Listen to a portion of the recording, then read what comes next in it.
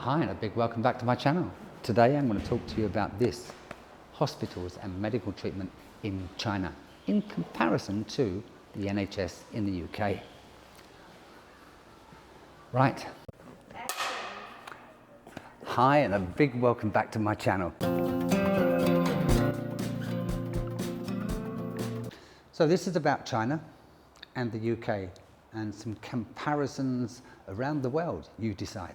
In China, every time you go to the hospital, you will fill out a red book like this. You keep it. In that red book would be all the medical treatment that you ever have in China. I've got a record, they have a record anywhere within the, I think, the city that you're residing. Maybe anywhere in the country. I don't know the answer to that one. So that's a good thing. That's something you can't do in the UK. They keep all your records. When I left the UK in 2007, I was given this little book, and that was it. That was my vaccination record, and that's all the records I had of me. But now I arrived in 2007, I have this booklet, and in here is all the records of all the injuries and accidents that I've ever reported to the hospital, had treatment for, blood test, even brain scans at one point. And, was getting headaches, the type of headaches that you would get at base camp Everest. And I know because I've been there. But I am fucking tired of steps. And they was bothering me quite somewhat.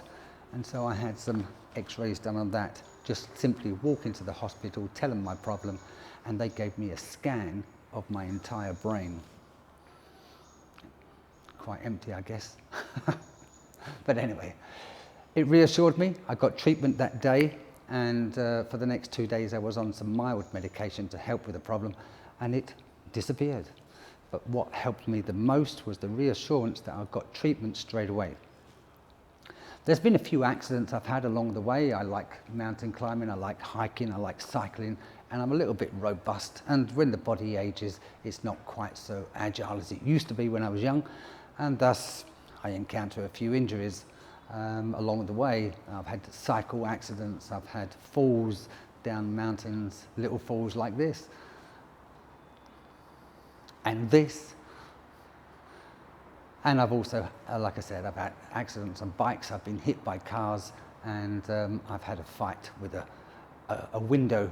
I had 7 stitches in one hand and 8 stitches in the other. That's a story all by itself. That has something to do with a bad landlord. But still. Right, so you come to China, you've made the decision to come to China. Do you take out life insurance, accident insurance before you come? That's your decision, and I will not recommend that you do, and I will not recommend that you don't. That's your decision. I can't help you there. I think one of the things you have to realize when you come to China and you have to go to the hospital for whatever reason, just listen to the doctor, get your problem fixed. There may be problems with other people, and they think they're more urgent than you. And so you'll see the doctor, you'll sit down, and there might be 6 or 7 people that walk in and say, hey, attend to me, and they think that they have priority. The doctors are very good. They will only talk to the person that is sat down. They won't ignore you, but he does have interruptions, and I really don't know how on earth they do their jobs. My first experience of a problem in China was food poison, but actually it was water. I went to a restaurant and I asked for a glass of water. I wasn't at that time aware that I should get the bottle. It never came in a bottle, it came in a glass. The assistant simply took it straight from the tap. I never saw that happen, but that's what I was told. Went to hospital and had a needle put in the hand. For the next 2 or 3 days, I was very unwell, let's say. But I also had an incident where I was hit by a car. Sadly, the car was moving very slow. It wasn't a fast accident, it was extremely slow, and it reversed over my bike. I was under the bike, and it gave some discomfort to my leg. I was cut, not severely, but I was cut and grazed and bruised, and the person driving the car gave me quite a large sum of money just to get well. I didn't really care, I didn't really want the money, I just wanted my bike fixed, and he paid for that 1,000 RMB, fixed my bike, and I was happy. My girlfriend wasn't, she wanted more money. In case any of you are thinking of ever getting a massage, then again, be wise, be careful, because I also had one of those. I was laying on my belly and the woman was standing on my back giving me a massage. It was a little painful. I thought, I can handle this, come on, yes. She's there with her heels, but then she slipped. I was probably in the greatest pain that I've ever been in. And I had to go to hospital that day. I didn't know the problem at that time. They gave me some injections to relieve the pain, and it turned out, although it did relieve the pain, that I had some kind of allergy to the medication that they provided. I didn't know what the allergy was, and I couldn't feel any discomfort, but the doctors were very, very concerned about that. Here's a picture of me totally blotched out in the hospital with whatever was the cause or whatever was the medication disagreed with inside my body.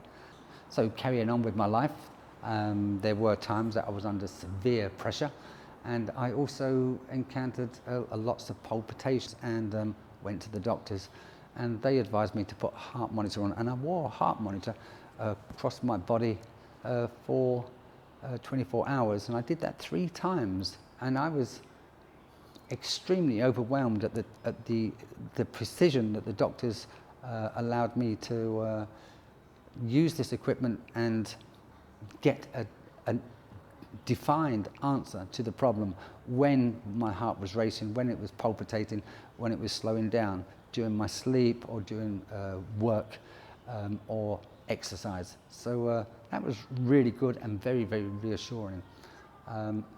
Turns out that was mostly due to my diet at that time.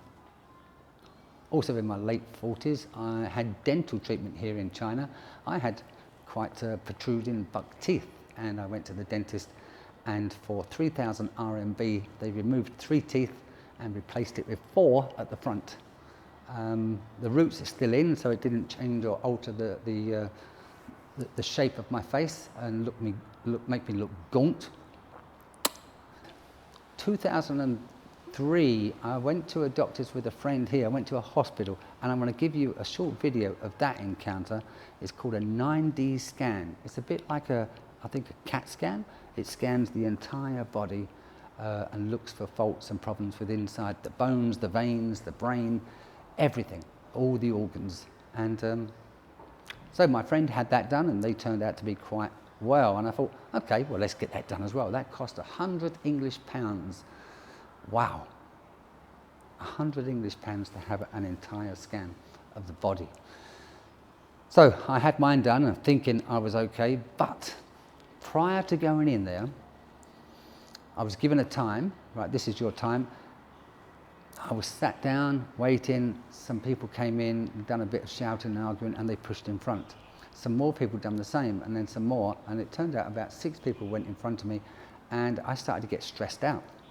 As a result, I went to the stairwell, had a cigarette, and I'd almost given up smoking anyway, so I didn't really smoke, but I borrowed a cigarette off someone, scrounged the cigarette, had a cigarette, had another cigarette, went back, still more people, had another cigarette, because now my time, and I'm very impatient when it comes to time.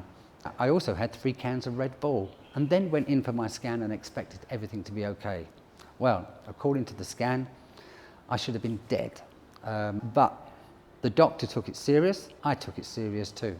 I was very concerned, and they said I had some blockages in my legs, maybe some blood clots that were causing all sorts of problems in my kidneys, my liver, my blood system, and possibly prostate cancer.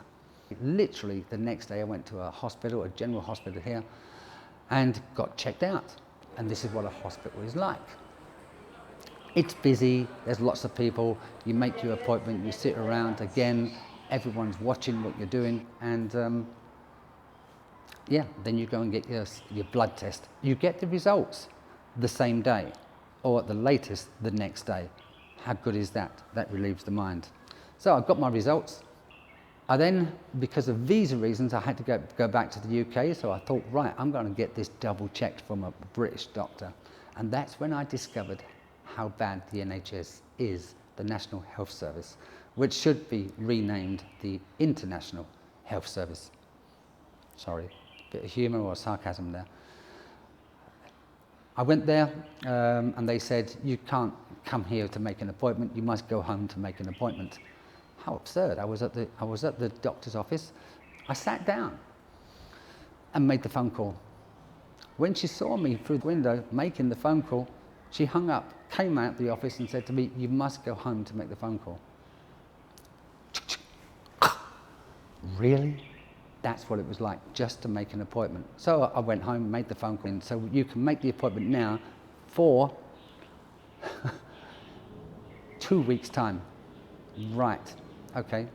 I went back in 2 weeks' time and then told them the problem. They said, okay, make another appointment for the treatment. I'm in the UK. I'm having what's called a prostate test. Now, I'm told 3 in 4 men over the age of 40 will have a prostate issue at some time in their life. And I'm here to get tested. I was tested in China and now I'm getting a test here. One of the things I have noticed about here in the UK is twice I've had to make an appointment. The first time I came here in person, they said, okay, go home, make the appointment by telephone for the week following. And I've just given a blood test. This is that week following.